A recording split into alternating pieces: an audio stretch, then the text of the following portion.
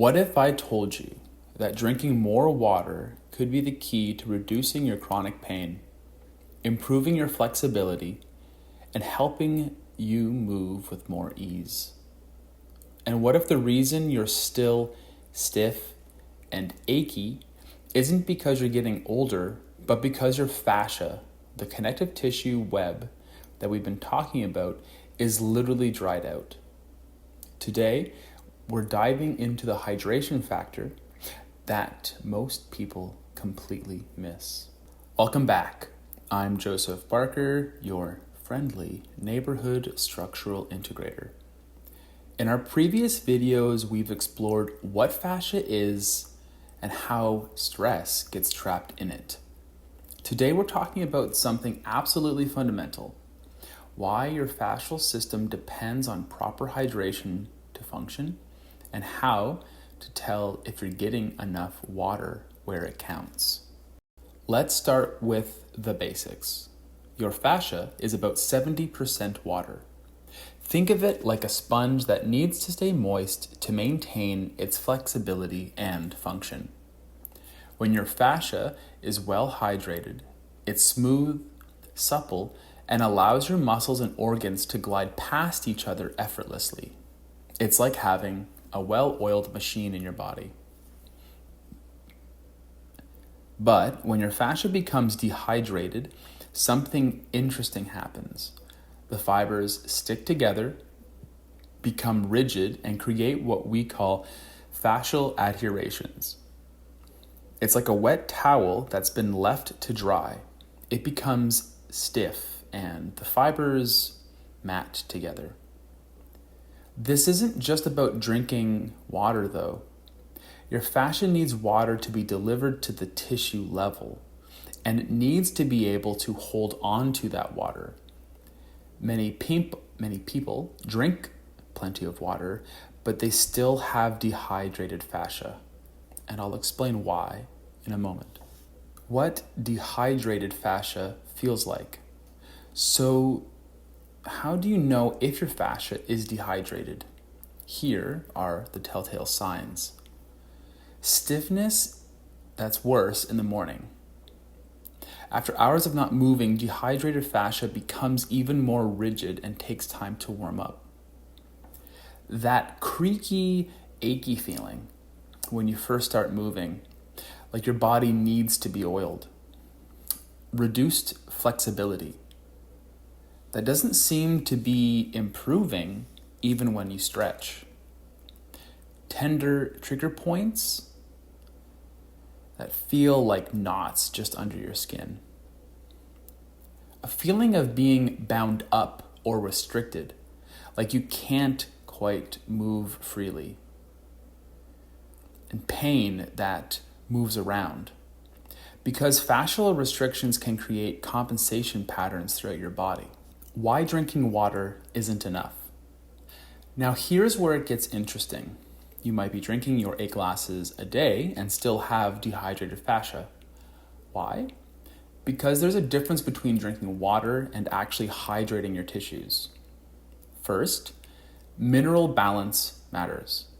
Your body needs electrolytes, sodium, potassium, magnesium, to actually transport water into your cells and tissue.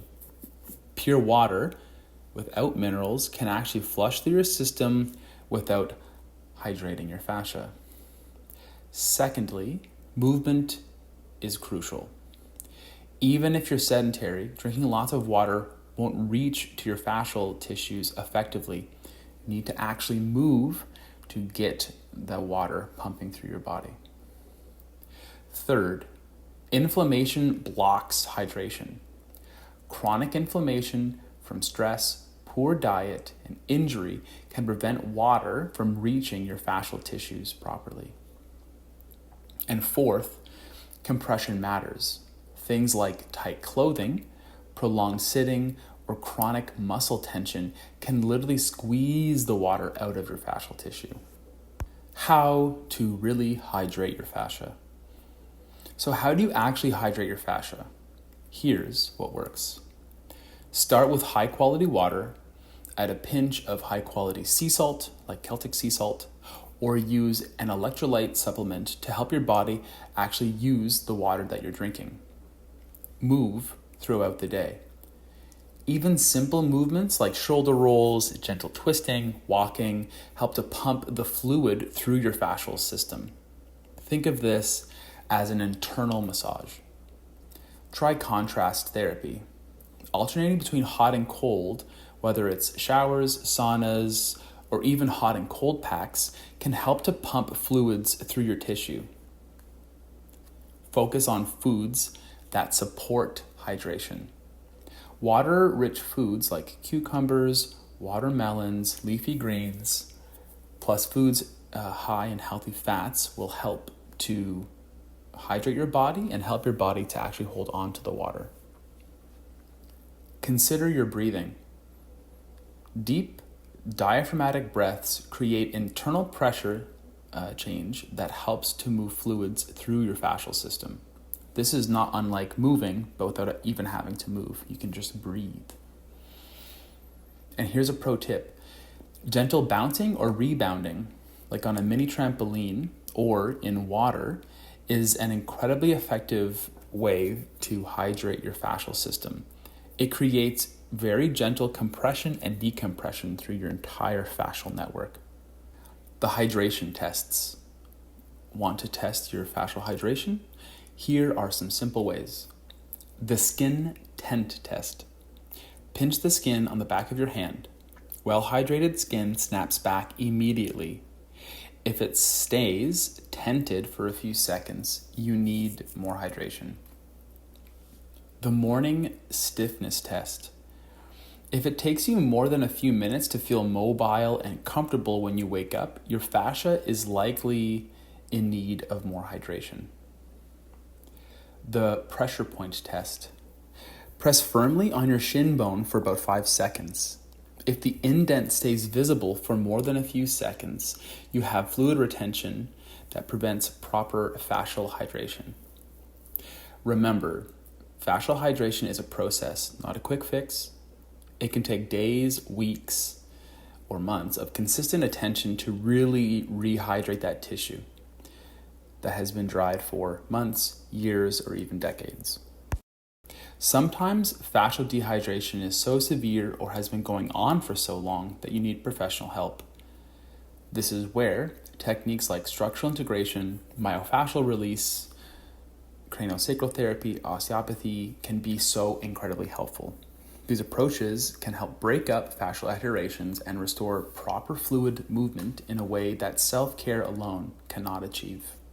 The bottom line, your fascia is living tissue that needs proper hydration to keep you moving comfortably and pain-free. If you've been struggling with stiffness, pain, or restricted movement, improving your fascial hydration might be one of the missing pieces in your health puzzle. Try implementing some of these strategies for the next 2 weeks and notice what changes happen. Your body, and especially your fascial tissue, will thank you. If you found this helpful, hit that subscribe button for more insight into how your fascial system works. And if you're dealing with chronic restrictions that aren't improving with self-care, don't hesitate to reach out for professional support. Thank you for watching, and remember, the most powerful medicine sometimes is also the simplest.